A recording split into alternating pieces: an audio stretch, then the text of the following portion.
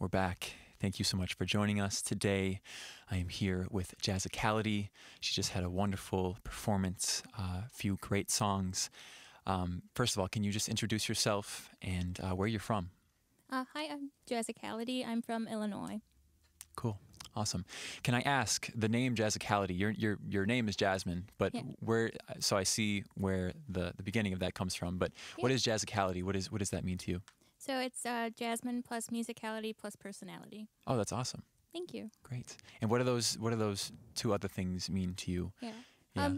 So the personality comes from I was doing a lot of vlogging a Okay. couple of years ago, and I was also wanting my music career to be known. So I wanted to like coin a name, and so putting my name together with both of those things, and Jazicality, just made it work together in my mind well. Definitely. Yeah, I love it. It's very catchy. It's Thank very you. catchy, yeah. So let's go all the way back to the beginning for you. Okay. When did you first get into music? What was that like initial moment where the sparks were flying for you? I remember in first grade I dressed up as a singer. So I'm going to say in first grade, but I feel like I've always been singing, always making noises with my face. And so, but if you're talking about professionally, about 6 years ago at McNally Smith College of Music. Okay, cool. And so what made you want to like pursue music as career? There was something always awake in me that wanted it. I'm not really sure where it came from, but everyone in my family sings, and I guess always being around it made me research more about it. Like, like how is this done, and like who do I like, and how do they do it? And so I was just always very curious about it. Yeah. So what was your experience at McNally like? I know you were there when it shut down, unfortunately, but you did have a couple years there. What was that like for you? It was the most amazing experience, and I think it's very unmatched, and I don't think I'll have a school experience like that, because it felt like, we were adults, but we were also learning at the same time, and also able to use each other as an outlet. So we still kind of have that community, but it's not as close, like in a physical same area. Yeah. But it was just amazing. I had a lot of friends there, and we were all doing the same thing or something related to it, like business or music or promotion and stuff like that. It was nice. Yeah, totally. So when it did shut down, did you go elsewhere for school, or did you just start your music career from there? I started my music career from there. That's Actually, great. that's what made me come up with Jazicality, and then I Okay. started working. Yeah. So I see that in February of 2017, you created a band, Crushed into Place. That's true. Is that correct? Tell me about the sound of that band. I know that there is music out for Crushed into Place, but what was that like? In the beginning, it was my only source of a musical outlet. Yeah. And so it's like my first child, and overall it was an amazing experience, and we actually had an album that we were going to release, but then the files got stolen. Oh, wow. So we might be re-recording it, but I really want those songs to be out because they're so special to me. Totally. So it's been about like 3 years, and so all those songs have been made over the last 3 years, and I'd love to get that out. So is Crushed into Place still a thing, or kind of on hiatus? I feel like I'm on a movie. Yeah. It is, and it's not currently. We've just disbanded the members, and we want to just like fix what we want it to be. So right now it's me and my drummer / boyfriend Sam who are like in charge of it. So we're figuring out what we want to do next with that. But the sound, I forgot to answer that. Yeah. It's more on the rock side, and teeters on pop and just like R&B. It's always been a melting pot. So. Okay, very cool, very cool. So what made you want to go solo then? So you had that group, but why was it important for you to make something entirely of your own? Actually, I was always writing solo music because when we started the band, it was clear that it was going to be more on the rock side just because of the instruments we wanted to implement in there. But I was always writing music that I'm like, well, I don't think I'm ever going to perform this. But as the years went on, the school closed down, I became Jazicality, and I just wrote songs for myself like that I would put in my little diary or my journal, whatever you want to call it. And that's how Unsent Letters was released. That's my debut album. Yeah, cool. And that was in 2021, correct? That's correct, Eli. Okay, great. All right. Well, tell me about Unsent Letters. Your debut album. That's a very special thing. That's your baby. Yeah.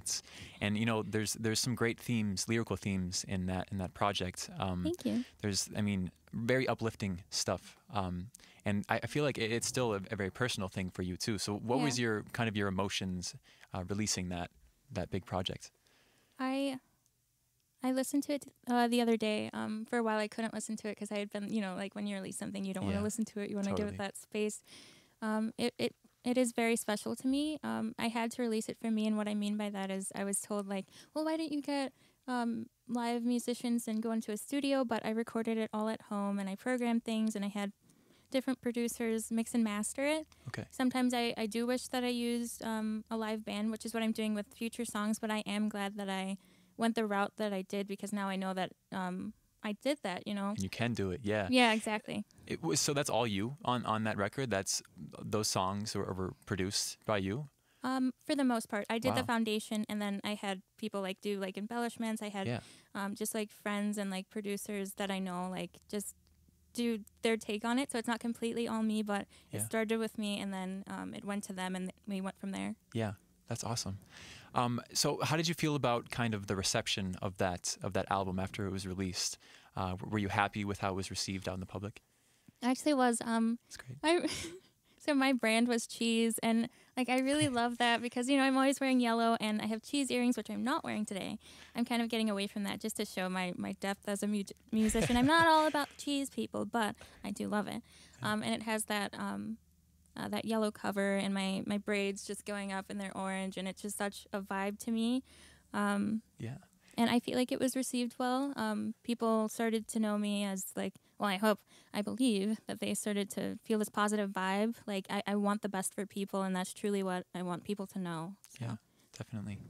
Well, coming away from that album, I definitely felt better about myself, I think. So well, I think, you. yeah, the message is definitely getting across. Tell me about the title of it, Unsent Letters. Yeah. What does that mean? Because I was writing these songs over a period of time where I didn't feel as though those songs were going to make it anywhere. Yeah. I was just writing them, and when I felt something that I couldn't tell to the person, I would write them this song, that I would never show to them, but eventually they made it to all streaming platforms. Right. So kind of indirect. Yeah. Sending them these letters to people. Cool. That's awesome. Thank you. Okay, so looking forward, is there a sophomore album in the works? You talked about, you played 2 songs today that are unrecorded. Yeah. Will those go towards a new full-length project that you're working on? Absolutely. I have no idea on whether I want it to be called Till Now, because that song means so much to me. It was a turning point in my life and career. Yeah. Or if I want it to be called When Silence Finally Speaks, because that's something I've always been thinking about. When I was a kid, I was really shy, and I never stood up for myself, but I'm learning how to do that. And so that's what that name would be. Yeah, that's great. Thank I really you. like that. So you're very lyric oriented. You're a singer-songwriter. Who are kind of the singer-songwriters that really inspire you, that you kind of embody as your own singer-songwriter? I would say whenever anyone asks me that, I always go to Tori Kelly. I think she's phenomenal, and she's the reason I got into playing guitar, actually. Ariana Grande, and actually SZA right now. Ooh. I've been listening to her album absolutely every single day.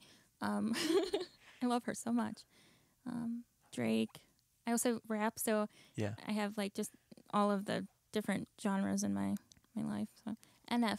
I don't know if you've heard of him, but he's NF, the letters NF. Yeah, yeah. Oh, I don't know of NF. Nathan Feuerstein. Okay. Absolute favorite rapper of all time, I'd say. Oh wow. Yeah, you should definitely check him out. What era is he? Is he current or? He's current, but he just had a baby, so he hasn't been doing anything as of late. But he had something released in 2021. Yeah.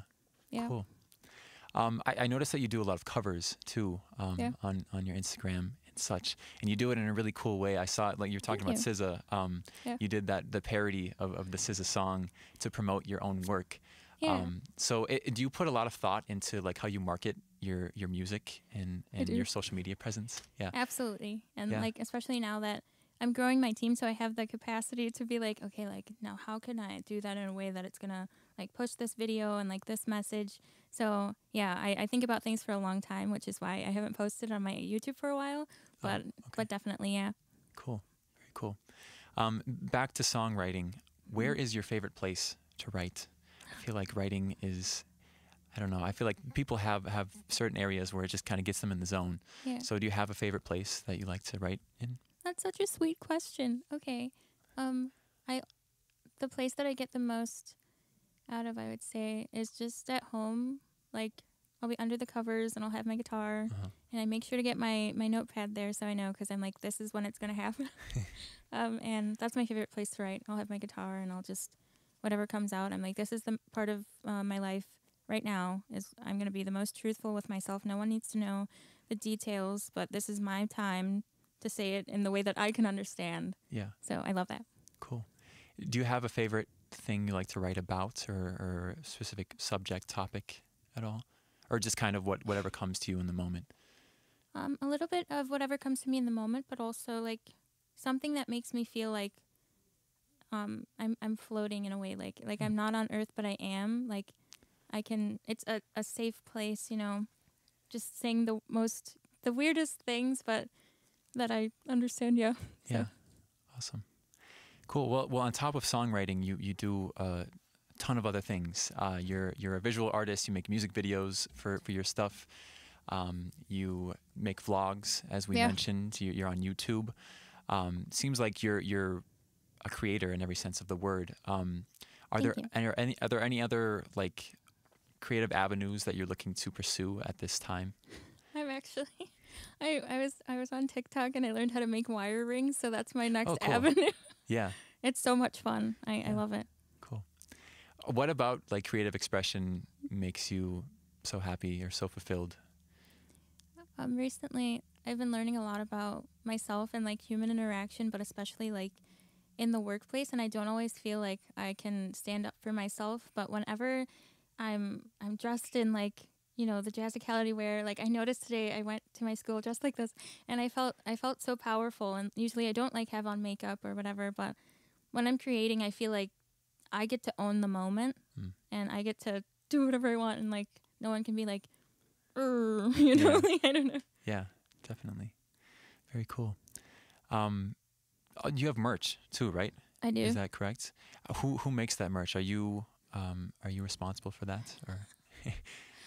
I do make merch. Usually I use Teespring for like the t-shirts, like for, you know, far away people, but like at shows I do make that merch. Okay. Yeah. So cool. Oh, except for the wristbands. I use wristband.com. I forgot about that. But yeah. Yeah. Awesome. And so do you have any shows that are coming up in the future that you want to talk about? Cool. I have one tomorrow at Curioso Coffee Bar. Great. And then on March 31st at Cadence Records and Coffee. Oh, very cool. Cadence. Have you played at Cadence before? Yeah, I love it there. Awesome. Yeah. Very homey. I always like playing at coffee shops. It's super cozy, and yeah, always great crowd, I feel like. All right. Well, great. I see that after releasing till now, you've been posting a lot of motivational quotes on your Instagram, which I love. Oh my goodness, you're like Nardwar. You're like Nardwar. That's who you're like. That's hilarious. I don't know about that. There would be a lot of other things dug up if I was Nardwar. But I was wondering if you could maybe relay one of those motivational quotes or a new one that you feel is relevant to how you're feeling today. I think this one's really important. I just posted about this one. I was saying, know your worth. And I went into it. I'm like, what does that mean? And it means that you know yourself and you know what you want to like go through, and you know what you need to put a boundary up for. Yeah. And you need to spend time with yourself, even if you don't like spending time with yourself. What I wanted to like then say was just like figure out what you like and then start doing those things, because it's so important for you to know who you are before you go and start liking someone else and get infatuated with them. Because in order to keep a solid relationship, you have to know what you like, so you're not letting that person unintentionally hurt you, you know? So totally. I like that one a lot. Awesome. Well, a lot of the times when I talk to bands, I ask them for like the final question, what are three Mhm. things that you're loving right now? But with that message in mind, can you tell me three things that you love about yourself? Aw, Maybe. okay. Um, Even though it gets me into trouble sometimes because I care a lot, I do love my heart at the end of the day. Hmm. Um, I like my voice. I like it too. Thank I you. think it's great. I like my sense of humor because even if nobody else laughs at me, I laugh at myself. That's great. That's all you need. That's really all That's you need. right. Yeah, That's totally. right. All you need is yourself. Yes. That's a great message to leave the people with. Yeah. All right. Well, thank you so much for joining me today, Jazicality. Are there Thanks for any having me. other words that you want to leave for our Radio K listeners? Um, I do want to say you do need others, but like it's important to know that you are special. Like regardless of what you think of other people, if you're jealous of someone, know that they're probably jealous of you too.